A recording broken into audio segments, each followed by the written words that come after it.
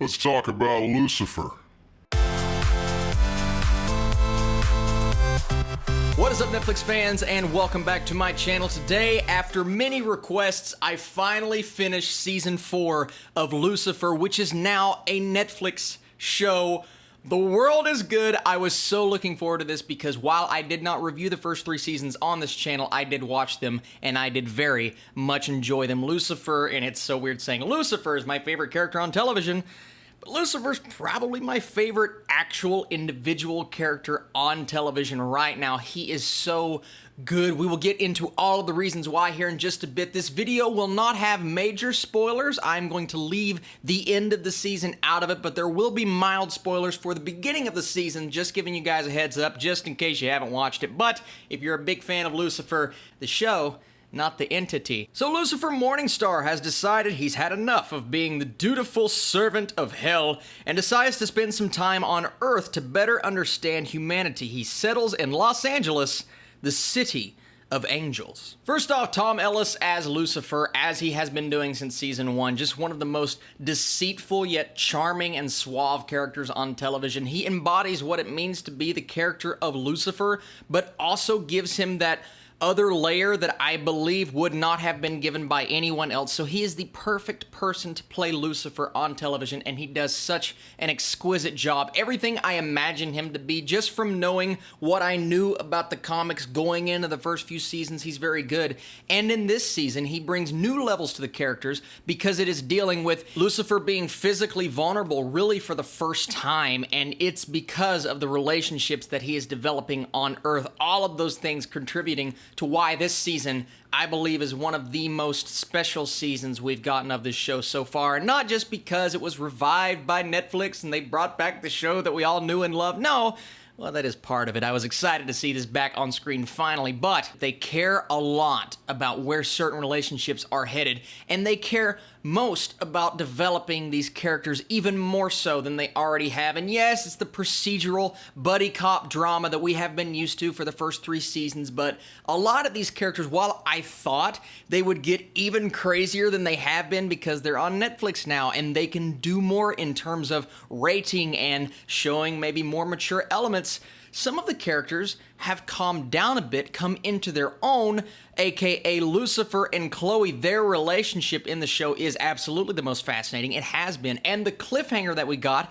at the end of season 3 when he finally reveals himself to her and she sees his face for the first time, where was that going to go heading into season 4? And I believe that was one of the most interesting plot points in this season because we start off and she is trying to make peace with what she has seen in her mind. She knows he is now the devil, who he says he is, and that is something that is hard to come to terms with, if you will. She continues to see these things, knowing who he is, but she still can't believe it. And then, while she is dealing with the dilemma of whether or not she should actually continue to do what she has been doing with Lucifer, all of these other plot elements that have been building up for quite some time start coming into play with the other characters. And with Chloe and Lucifer's relationship, you have a priest that comes in and starts messing things up, and her character starts to become torn by, I believe his name is Father Kinley and Lucifer. It's one way or the other. What direction do I take? Do I believe what Lucifer has been telling me, or is he really the master of all of these lies? What Father Kinley is kind of whispering in her ear. And then Father Kinley starts messing with things on his end and starts to turn other characters against each other. Like I said, mild spoilers,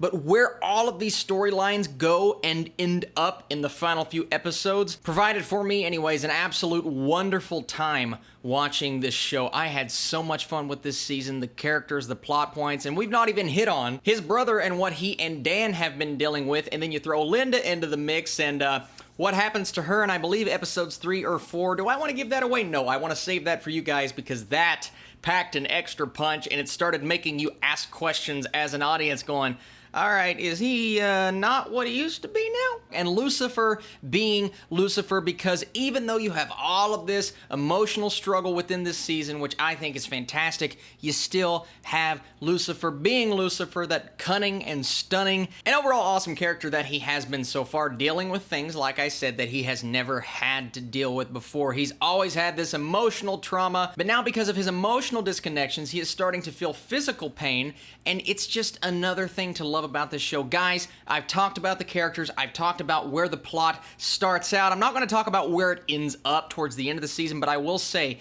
you're setting up all of these storylines, you have something that has to pay off. Does season 4 pay off? And are the final few episodes worth it? I say absolutely. I love this season from beginning through the middle, all the way until the end, because of the characters and because of the plot and because of picking this season back up. Now it's on Netflix and we get to binge it all together. It is a different experience because before we were used to weekly episodes dropping, and it does feel like a lot less because it's all together. But guys, it's on Netflix now. Hopefully, unless they cancel it like they have been doing multiple shows, hopefully Lucifer just keeps coming back for more. And I think the fan base is there. I think people love the show. I hope they continue to come back and watch it because of the characters and all of those things. Guys, if you can't tell, I love Lucifer, the show, not the entity. And I really enjoyed this season. If you have watched this review and you're like, Austin, why are you watching this show? I thought you said you were a Christian. Listen, there are worse things in Sabrina than there are in this show. This show, while it is called Lucifer and it plays loosely off the Bible, it does slightly get sacrilegious, I guess, but you have to know what you're in for, and you have to know that this is based